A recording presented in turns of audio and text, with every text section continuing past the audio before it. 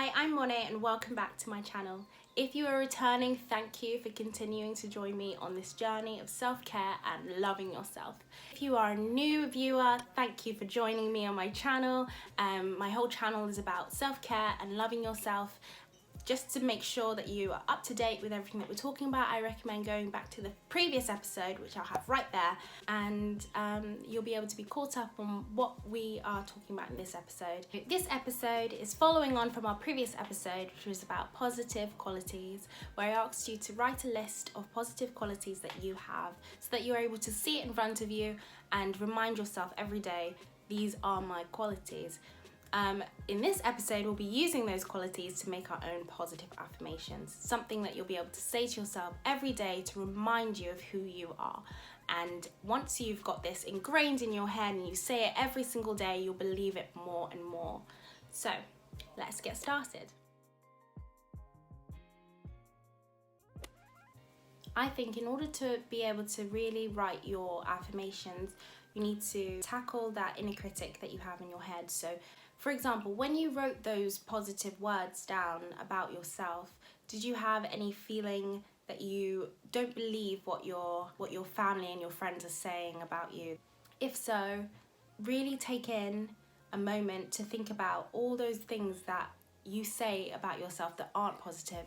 One thing I learned and found very useful is to think about where those negative words have come from in your mind and those rules that you've built in your mind where it's like, oh, I can't do this because I'm not very good at it, without even trying. In CBT, they call this modifying rules and assumptions. What you would do with that is you'd learn to really think about, what is that rule?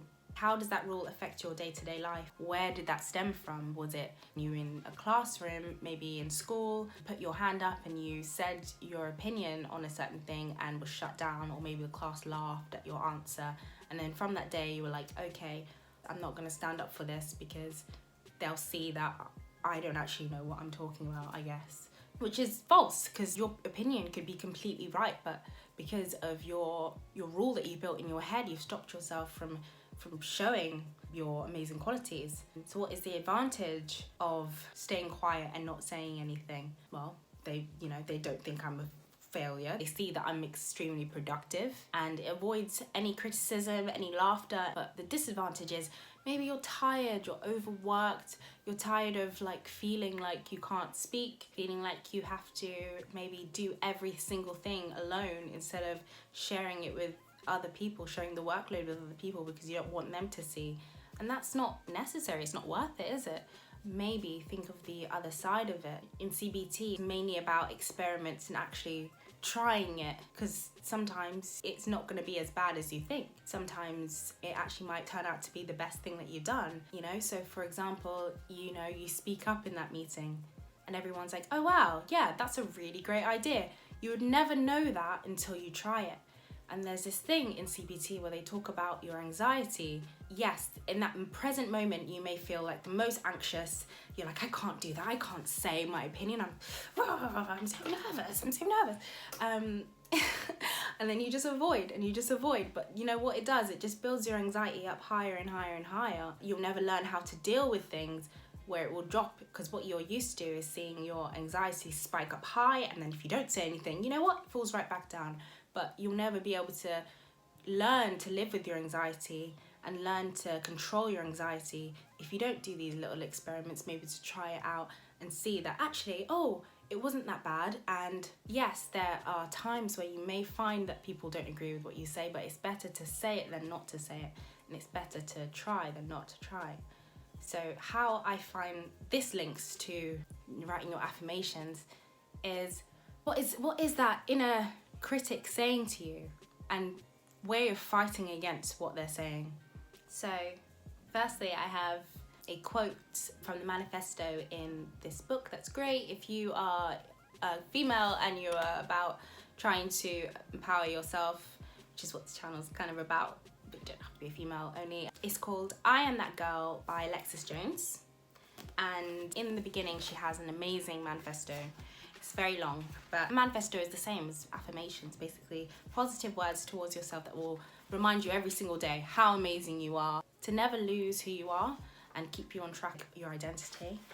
So, a quote from hers: I am enough, I have enough, I do enough. I am me every day, not who I think others expect me to be, but the real, unedited, beautiful, perfectly flawed version. I choose to think for myself, I speak my truth and wrestle with life's tough questions over and over again. I daydream about a better world and strive to make it my reality. And that's just the first paragraph. There's 3 pages. So that's like a really good starter. If you aren't able to write your own immediately, but you read other affirmations and manifestos and are able to see things in that fit you, then just reword it or take that, it's okay. It's just something for yourself that will make you feel good every single day, that you can say in front of the mirror, I am that girl, I am amazing, I am strong, I am a hard worker, I'm going to be a crazy, amazing businesswoman. You need to, do you know what I mean? Keep preaching to yourself. You preach to your friends, preach to yourself. I think it's so important. Yeah. So I also made myself new rules. So, because you know how I said, things like I'm a failure and there's things that the inner critic says to you constantly, to be able to change that way of thinking. For me, the I'm a failure was a part of me. My whole thing was always having to be perfect. I don't know, I'm still trying to analyze where that came from, where I felt like I had to be this perfect person and I have to be this strong woman that's always I can do it all on my own, I can do this, this is how it has always been. I've learned that it's okay to be vulnerable, it's okay to be sad sometimes, it's okay to be tired, most importantly, because I overwork, and I'm learning to not do that anymore. And yeah, so I'll read the first rule that I made for myself. It's not healthy to overwork yourself. You can be productive and also leave room for relaxation and unwinding. Rebuild your energy for tomorrow. I began my affirmations from using things like rules and stuff like that. From those positive qualities that you have, try and write a reminder for yourself. And yes, they are cheesy. They can really come across cheesy. It's hard sometimes. You're okay, is this actually going to do anything? But if you really keep at it, especially in those moments of stress, if you actually memorize your manifesto and your affirmations, in that moment where you're anxious and you're stressed or you're just having a terrible day, and then it comes in, it's you could be doing this right now. You know what? I'm not gonna even listen to that. I'm just going to say my affirmations on repeat in my head, and eventually it calms down and I'm I feel good. Make it specific to you. Don't just do very general, I am strong, I'm going to be a successful entrepreneur because I am a hard worker and I will not give up on myself. Things be specific to yourself and use those qualities. It's so nice to have them. Even be able to you could make a little design.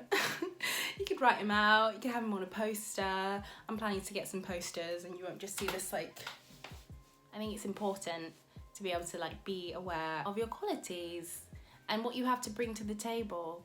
It's really important, especially if you have goals and you know what you're working towards, but maybe you're having a block. It's hard to, RuPaul says, how the hell are you gonna love someone else if you can't love yourself, right? So, right, did I say it right?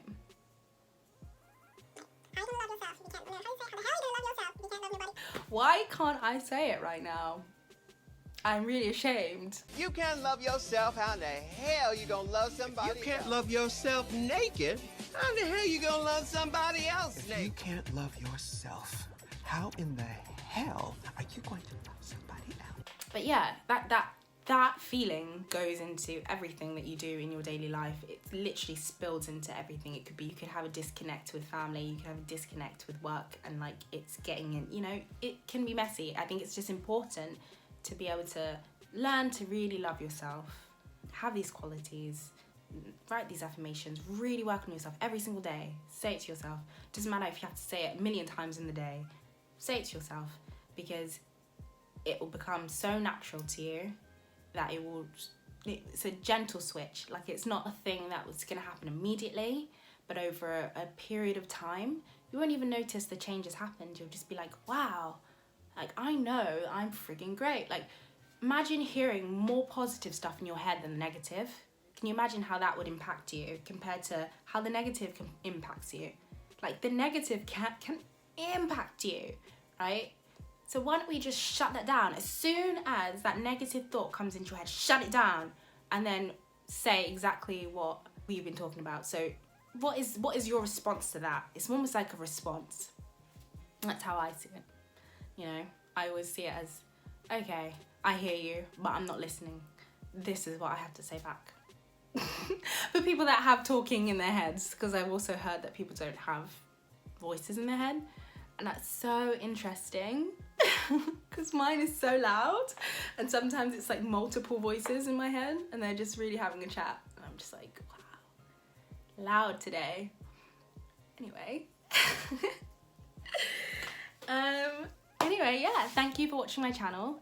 In the next video, we'll be working on some more stuff. We'll be leaving the words of affirmation side of the 5 love languages, which I have right there.